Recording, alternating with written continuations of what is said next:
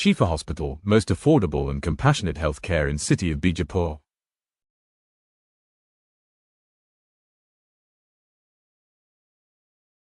आज हम एक ऐसी मेडिकल इमरजेंसी की बात करने जा रहे हैं जहां हर एक सेकंड मायने रखता है। जी हां, हम बात कर रहे हैं स्ट्रोक यानी फालिज की, जिसे आम जबान में ब्रेन अटैक भी कहते हैं। और ये जानना कि ऐसी सूरत हाल में क्या करना है, ये किसी की जिंदगी बचा सकता है, उन्हें एक लंबी माजूरी से महफूज रख सकता है। इस सूरत हाल की संगीनी का अंदाज़ा डॉक्टर हबीबुल्लाह अत्तार के इस जुमले से लगाएं। आप जितनी देर करते हैं, हर मिनट में लाखों दिमागी खुलियात मर जाते हैं। लाखों, हर मिनट में। सोचिए, ये वाकई वक्त के खिलाफ एक दौड़ है। और आज की हमारी पूरी गुफ्तगू का मरकजी ख्याल भी यही है कि फौरी एक्शन, फौरी कदम उठाना ही सब कुछ है। अच्छा, एक बात सोचें, अगर किसी के सीने में शदीद दर्द हो तो फौरन जहन में क्या आता है? हार्ट अटैक, ऐसे ही है ना? ज्यादातर लोगों को इसका इल्म है, लेकिन अगर किसी को अचानक जिस्म के एक हिस्से में कमजोरी महसूस हो, क्या इतने ही लोग फौरन समझ जाते हैं कि ये ब्रेन अटैक यानी फालिज हो सकता है? शायद नहीं। और बस यही वो मालूमाती खला है जिसे पुर करना जरूरी है, क्योंकि फालिज भी इतना ही खतरनाक साबित हो सकता है। तो चलिए सबसे पहले ये समझते हैं कि इस ब्रेन अटैक के दौरान आखिर दिमाग के अंदर होता क्या है। जब हम ये जान लेंगे तो इसकी अलामात को पहचानना भी आसान हो जाएगा। बिल्कुल आसान लफ्ज़ों में समझे तो फालिज दिमाग का दौरा है। जैसे हार्ट अटैक में दिल की तरफ खून जाना बंद हो जाता है, बिल्कुल इसी तरह फालिज में दिमाग के किसी खास हिस्से तक खून की सप्लाई रुक जाती है। और जब दिमाग के सेल्स को ऑक्सीजन और ग़िज़ा नहीं मिलती तो वो मरना शुरू हो जाते हैं। नतीजे में जिस्म के वो हिस्से काम करना छोड़ देते हैं जिनको दिमाग का वो मुतासरा हिस्सा कंट्रोल कर रहा था। अब देखें, फालिज की बुनियादी तौर पर दो बड़ी किस्में हैं। तकरीबन 80% केसेस, जो कि एक बहुत बड़ी तादाद है, उसमें दिमाग की किसी नाली में खून का लोथड़ा या क्लॉट फंस जाता है, बिल्कुल ऐसे जैसे पानी की पाइप में कोई चीज आके ब्लॉक हो जाए। इसे कहते हैं इस्कीमिक स्ट्रोक। और बाकी जो 20% केसेस हैं, उनमें क्या होता है कि दिमाग के अंदर कोई कमजोर खून की नाली अक्सर हाई ब्लड प्रेशर की वजह से फट जाती है, जैसे पाइप लीक हो जाए। उसे हेमोरेजिक स्ट्रोक कहते हैं। तो अब आते हैं सबसे अहम सवाल पर, इससे फौरन पहचाना कैसे जाए? और खुशी की बात यह है कि इसके लिए डॉक्टर होना ज़रूरी नहीं है। एक निहायत आसान लेकिन बहुत मुअस्सर तरीका है। एक ऐसा तरीका जिसे याद रखना वाकई किसी की ज़िंदगी बचा सकता है। और वो तरीका है BEFAST, बी फास्ट। ये 6 अलामात का मुखफ़फ़ यानी एक्रोनिम है। चलिए एक एक करके देखते हैं कि इसका हर हर्फ हमें क्या बताता है और हमें क्या चेक करना है।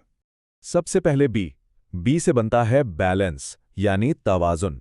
देखना यह है कि क्या वो शख्स अचानक चलते हुए लड़खड़ा रहा है, क्या उसे शदीद किस्म के चक्कर आ रहे हैं, या वो ठीक से खड़ा नहीं हो पा रहा। ये फालिज की पहली और अहम निशानी हो सकती है। बी के बाद है ई से आइज यानी आंखें। क्या अचानक एक या दोनों आंखों से नजर आना बंद हो गया है, या सब कुछ धुंधला या डबल यानी दो नजर आ रहा है? ये भी एक खतरे की घंटी है। फिर आता है एफ यानी फेस, चेहरा। इसके लिए एक बहुत आसान सा टेस्ट है। मुतासरा शख्स से मुस्कुराने के लिए कहें। अगर मुस्कुराते वक्त उनके चेहरे का एक हिस्सा नीचे की तरफ लटक जाए या बेजान लगे तो ये फालिज की एक बहुत बहुत वाज़ेह अलामत है। इसके बाद है ए यानी आर्म्स, बाजू।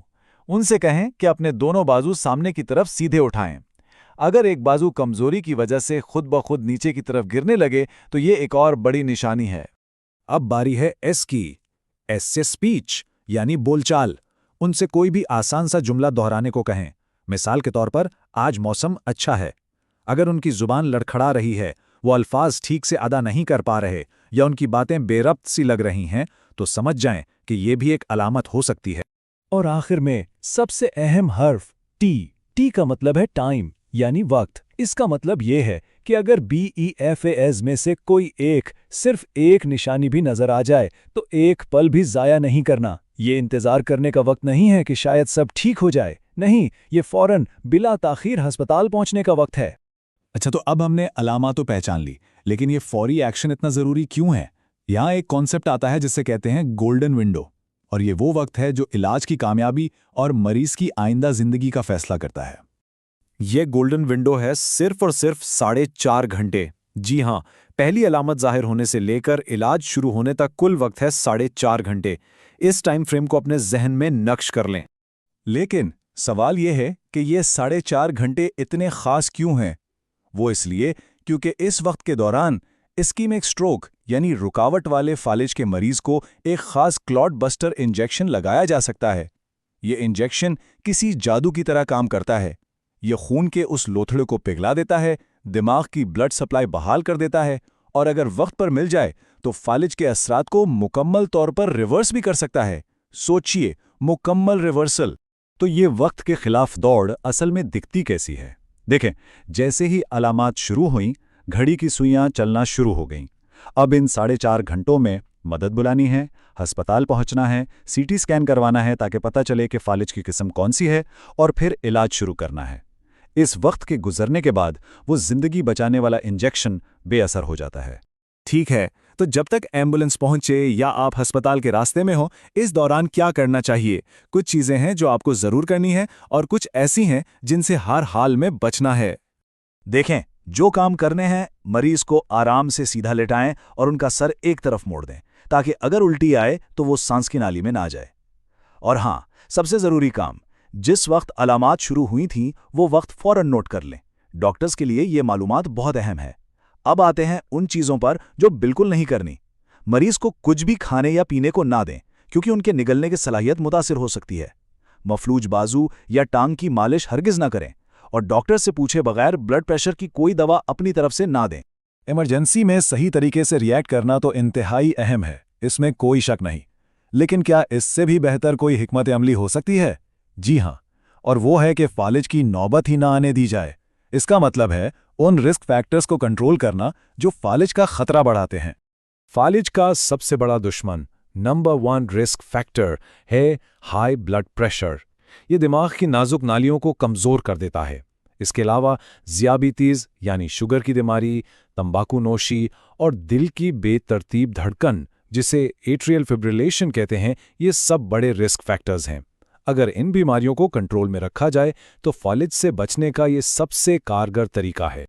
तो इन सब बातों से ये तो साफ है कि फालिज एक बहुत संगीन और जिंदगी बदल देने वाला वाकया हो सकता है। लेकिन यहाँ एक उम्मीद की बात भी है, और वो ये कि अगर फौरी और सही इक़दामात किए जाएं तो नताइज को बहुत बेहतर बनाया जा सकता है, रिकवरी मुमकिन है। तो आइए इस सारी गुफ्तगू का निचोड़ निकालते हैं। एक्शन प्लान क्या है? सिर्फ 3 आसान स्टेप्स। स्टेप 1, बी फास्ट का इस्तेमाल करके अलामात को फौरन पहचानें। स्टेप 2, अलामात शुरू होने का सही वक्त नोट करें। और स्टेप 3, 1 सेकंड भी ज़ाया किए बगैर फौरन अस्पताल पहुंचें। और आखिर में बस एक सवाल, इस सारी मालूमात के बाद अगर सिर्फ एक लफ्ज़ है जो इस पूरी इमरजेंसी को बयान करता है तो वो क्या है? जवाब बहुत आसान है, वक्त। क्योंकि जब बात फालिज की हो तो याद रखें, टाइम इज़ ब्रेन। वक्त ही दिमाग है।